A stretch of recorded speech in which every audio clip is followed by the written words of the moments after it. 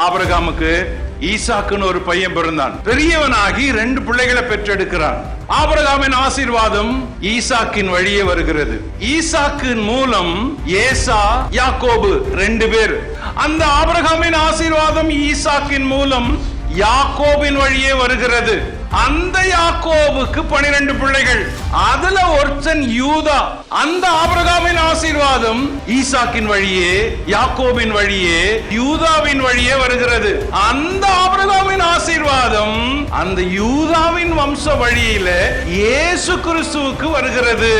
அந்த இயேசு கிறிஸ்து எல்லாருக்கும் பொதுவா எல்லாரையும் ஏற்றுக்கொள்ளுகிறவரா, பாவங்களையும் மன்னிக்கிறவரா இருக்கிறாரு. பூமி முழுவதும் இயேசுவினால ஆசீர்வாதம் வருது. அதை மைண்ட் பண்ணிதான் பூமியில் உள்ள வம்சங்கள் எல்லாம் உனக்குள் ஆசீர்வதிக்கப்படும் அப்படின்றாரு. Because of one man, because of one savior, நாம எல்லாரும் ஆசீர்வதிக்கப்பட்டிருக்கிறோம்.